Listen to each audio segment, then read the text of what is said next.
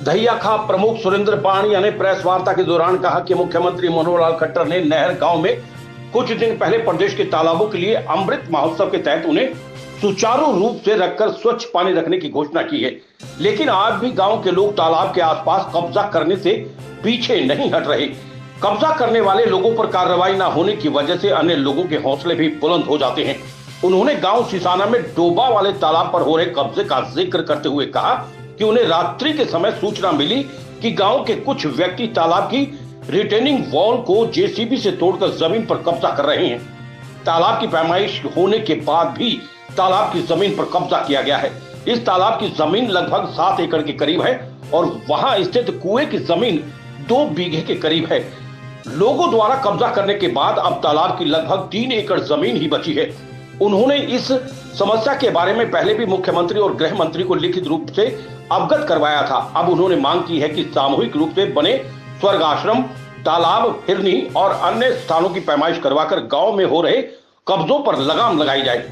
पुरानी सरकारी जमीन पर जब कब्जा करने वालों पर कार्रवाई नहीं होती तो नए कब्जा करने वाले लोगों के हौसले बढ़ जाते हैं। इसकी शिकायत उन्होंने बीडीपीओ दीपिका शर्मा को दी है।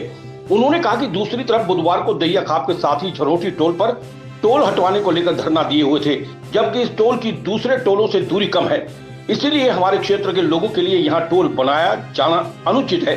इस बारे में मुख्यमंत्री मनोहर लाल खट्टर, केंद्रीय परिवहन मंत्री नितिन गडकरी को टोल हटाने के लिए पहले ही दहिया खाप द्वारा ज्ञापन सौंपा जा चुका है।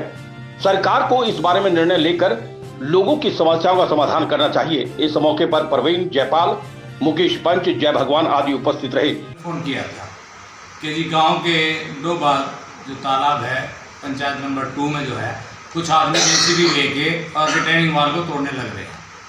जब मैं वहाँ पहुँचा, मेरा 2-3 किलोमीटर दूर है घर, तो मैं वहाँ पहुँचा तो उस टाइम जो है ना कुछ गाँव के लोग खड़े थे और उन्होंने देख कर लोग जो है ना जेसीबी को लगा दिया।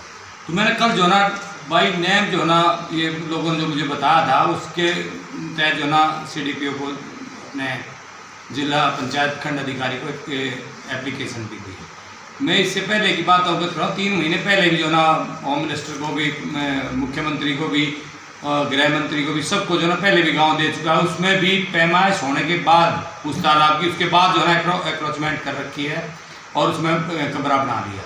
तो ये बहुत ऐतिहासिक तालाब है। इसमें 2 बीघे के करीब जो है कुएँ की ज़मीन थी और 6-7 एकड़ या 8 एकड़ ज़मीन जो है इस तालाब की थी, जो मुश्किल से 3-3.5 एकड़ रह चुकी है। तो मैं सरकार को मीडिया के माध्यम से अवगत करवाना चाहता हूँ। एक तो जो है ना अमृत जो महोत्सव चला रखे हैं, उसके साथ ही कंप्लेंट के बाद भी कोई कार्रवाई ना हो तो जो ना ये अनुचित सी बात है। मैं माननीय मुख्यमंत्री जी को इस बात से अवगत कराना चाहता हूँ कि सिसाना गाँव की चाणियों को और रास्ते, जिसको हम फिरनी भी बोलते हैं, उनकी जो है ना पैमाइश करवा के गांव के अक्रोचमेंट को दूर करवा जाए, ताकि जो है गांव में आगे से और अक्रोचमेंट ना बढ़े। जब पुरानी अक्रोचमेंट पे कोई कार्रवाई नहीं होगी तो जो नए लोगों को जो है ना उत्साहित हो जाते हैं वो, और फिर नई अक्रोचमेंट शुरू कर देते हैं, और उसकी वजह से गांव में फ्लड की, सूखे की, पानी निकासी की, नए पानी के स्रोतों के सारे ही चीज़ें बंद हो चुकी हैं। तो इसी के साथ जो है ना मैं मीडिया के सभी चैनलों के साथ, प्रिंट मीडिया के को अवगत करवाना चाहता हूँ कि भाई हमारी इसमें गांव की हेल्प की जाए, और ये पूरे क्षेत्र की बात है।